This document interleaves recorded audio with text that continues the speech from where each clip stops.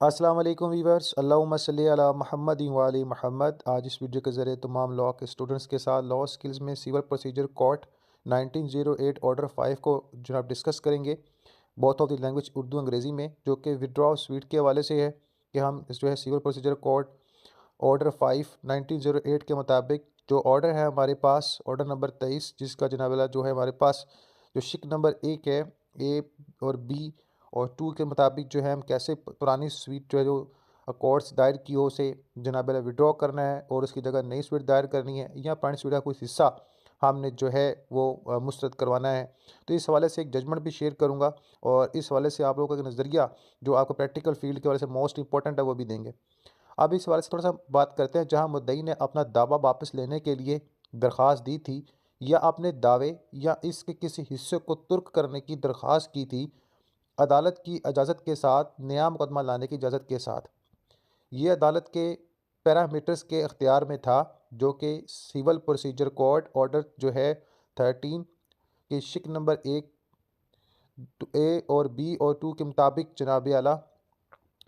इसी दरख्वास्त को मुस्तरद करना या इजाज़त देना ये कोर्ट के जनाब मामलात के मुताबिक आता है। जो मौजूदा सूरत हाल हो, इनकार की सूरत में मुकदमे को सादगी से खारिज नहीं किया जाना चाहिए, बल्कि सिर्फ इजाज़त की दरख्वास्त को मुस्तरद कर देना चाहिए और मुकदमा जारी रहना चाहिए।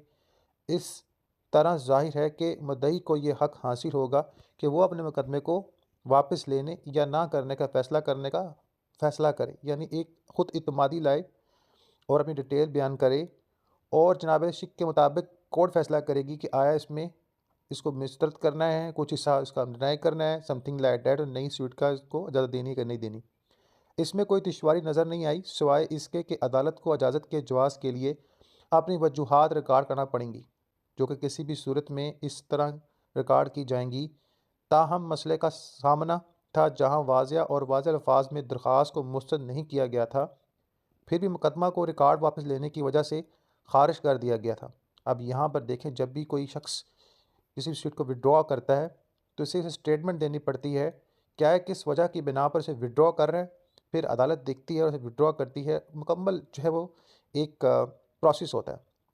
अगरचे इस तरह का हुक्म वजूहात को तवीज़ करने में नाकाम रहने के लिए बराबर होगा, और अगर इस ज़मीन पर यानी इस केस की ग्राउंड पर दूसरी तरफ से ना देखा गया हो तो इसे हतमी शक्ल दी जाएगी। लेकिन इस सूरत हाल में इसका मतलब होना चाहिए, गौर की जाना चाहिए और समझ जाना चाहिए कि अदालत ने इसे एक मिशन के लिए, इफ़ के लिए मौजू पाया था। यानी यहाँ पर एक ऑप्शनली आपको राय दी है प्लानिंग इफ़ के ऊपर कि अगर आप चाहें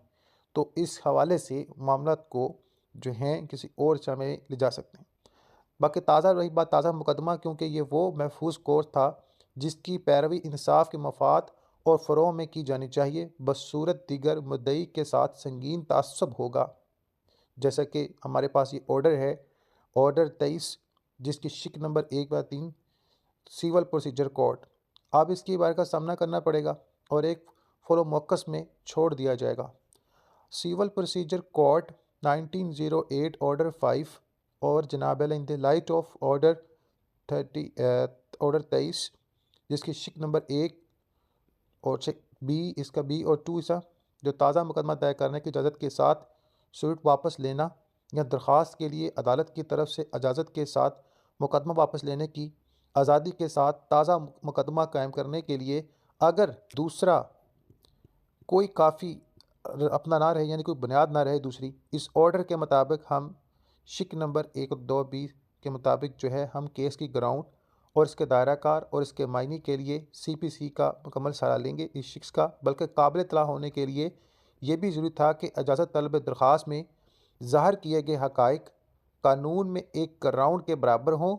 तब ही ये शिक लागू हुई थी, जिसमें अदालत को बयान करदा ज़मीन की कफ़ायत या कमी के बारे में ख़ुद को मुतमिन करने की ज़रूरत थी, ताकि जो फैक्ट हैं वो रियलिटी तौर पर, जो रियल बेसिक के तौर पर हों, सामने आ सके। ताहम अगर दरख्वास्त में जो कुछ कहा गया है वो बिल्कुल भी ग्राउंड के काबिल नहीं था, तो ज़ाहिर है कि अदालत को इस बात पर गौर करने की ज़रूरत नहीं होगी कि आया इसमें कोई कफ़ायत या कमी थी। ज़ाहिर है फिर आपकी स्टेटमेंट के हवाले से सारे मामला होंगे, फिर देखा जाएगा अदालत में क्या स्टेप लेती है। सिर्फ इसी सूरत में जब कानून को हकीकत के तौर पर ज़ाहिर किया जा सकता है कि अदालत के लिए इसकी कफ़ायत या कमी पर गौर करना ज़रूरी हो गया है। अब मौजूदा केस में जिसकी रिट पिटीशन मैंने आगे शेयर किया है, मुद्दईन ने एक की हद तक सूद वापस लेने की दरख्वास्त की थी कि इसमें कहा गया कि मुद्दई वक्ती तौर पर दूसरे मुद्दालिया के ख़िलाफ़ मज़ीद कार्रवाई नहीं करना चाहता और ये कि मुद्दई मुकदमा करने का अपना हक़ महफूज रखता है जब भी इसकी ज़रूरत हो।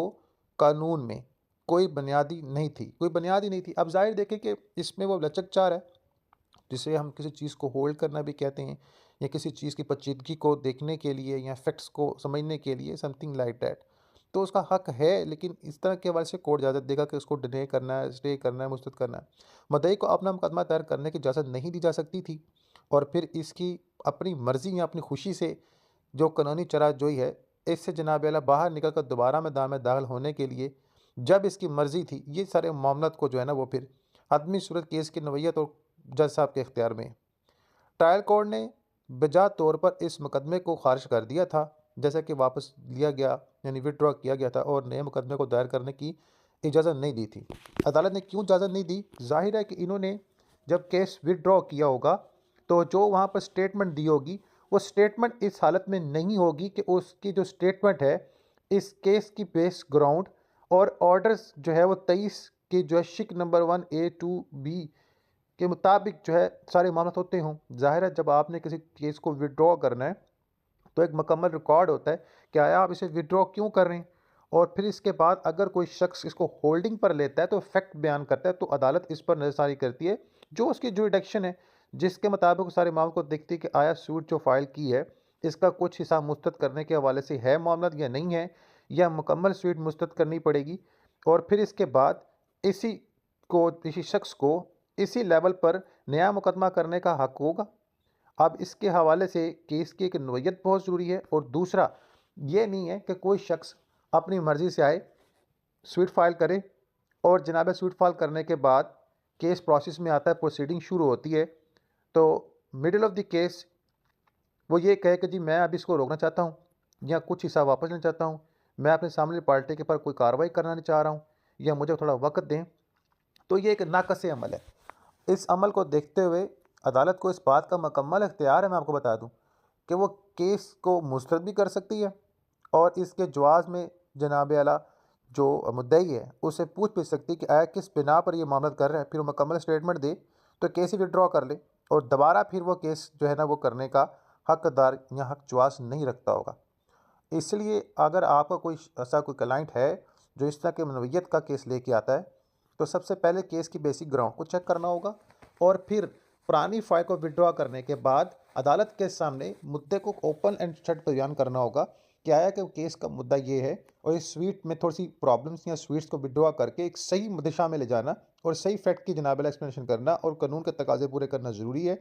सम ऑफ टाइम जो स्वीट फाइल की जाती है उसके फैक्ट्स और केस की जो बेस ग्राउंड होती है वो इतनी मजबूत नहीं होती जो इंसाफ के तकाज़ों के मुताबिक हो, या उसको कोई सपोर्टेबल ऑर्डर जो है वो जजमेंट मिल जाए। तो इसलिए जो है कुछ चीज़ों को मुस्तरद करने के हवाले से भी डिमांड की जा सकती है। ये आपका काबिल वकील केस की नौइयत के मुताबिक देखेगा।